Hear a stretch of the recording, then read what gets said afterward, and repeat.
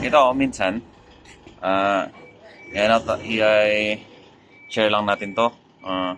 Minsan kasi, pagka gumamit tayo ng mga gasket maker, tapos, siyempre, rebuild.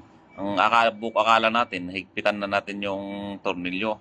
Pero ito kasi, pag bumarado yung gasket maker dito na tumigas, gaya nito, yan. Gaya yan.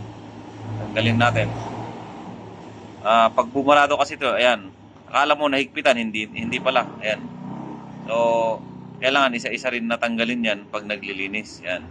May mga tornilyo. O, tatanggalin natin ganyan.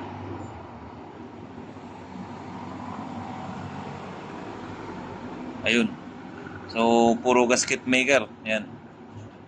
So, dapat isa-isahing tanggalin yan lahat ng mga tornilyo kasi ang buong akala natin, nahigpitan na, hindi pala, doon na maglilik yung ano.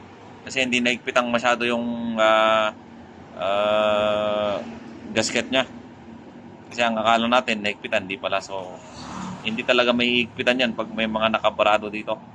Kailangan nating tanggalin lahat yan. Yan. Para malinis.